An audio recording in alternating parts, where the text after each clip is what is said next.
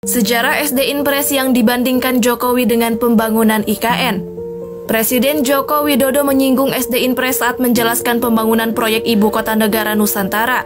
Menurut Jokowi, pembangunan IKN perlu menggunakan pengawas asing untuk menjaga dan mengontrol kualitas proyek tersebut.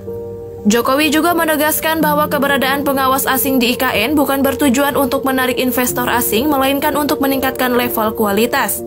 Jokowi tidak ingin pembangunan IKN hasilnya nanti sama seperti SD Inpres. Pernyataan Jokowi yang seolah membandingkan pembangunan IKN dengan SD Inpres sontak mendapatkan sorotan dari publik, tak terkecuali di dunia maya. Hasilnya, topik SD Inpres menempati trending nomor 10 di Twitter pada Jumat 16 Juni malam dengan 15.400 cuitan. Lalu, bagaimana sejarah SD Inpres di Indonesia?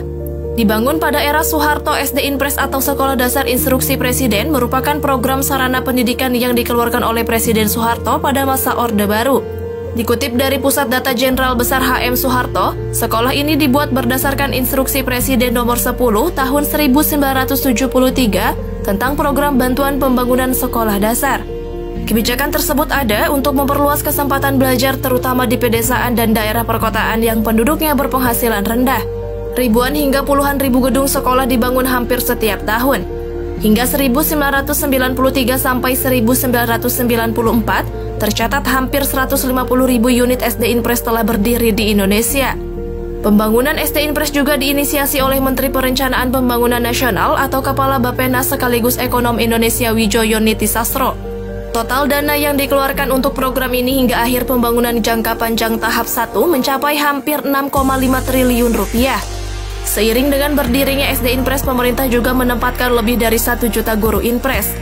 Dalam buku pendidikan yang memiskinkan 2004 karya Darmaning Tias, pembangunan SD Inpres juga mendorong berdirinya sekolah pendidikan guru.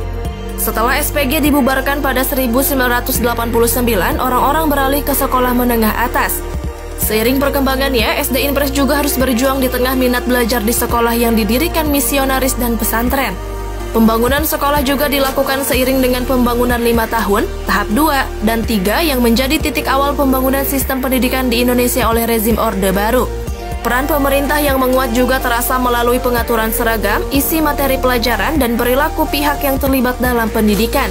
Dampak positif SD Inpres dilansir dari indonesia.go.id, Duflo menjelaskan pembangunan SD Inpres membuat 1.000 anak usia 2-6 tahun pada 1974 menerima lebih banyak pendidikan untuk setiap sekolah yang dibangun di wilayah mereka.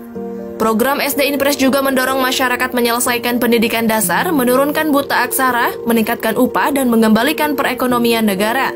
Dampak lainnya, anak-anak usia 2-6 tahun pada 1974 menerima 0,12 hingga 0,19 tahun lebih banyak pendidikan untuk setiap sekolah yang dibangun per 1.000 anak di wilayah kelahiran mereka.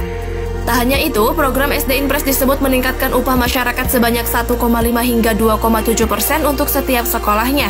Selain itu juga memberikan dampak pengembalian ekonomi sekitar 6,8 hingga 10,6%. Pada 1988 tercatat angka partisipasi murni anak di tingkat SD mencapai 99,6%. Lalu pada 1990 jumlah masyarakat buta aksara turun hingga 15,8%. Durasi masa pendidikan SD pun berdampak pada peningkatan upah sebesar 3,54%. Keberhasilan program SD Inpres ini membuat UNESCO memberikan penghargaan Piagam de Ave Siena kepada Presiden Soeharto pada 19 Juni 1993.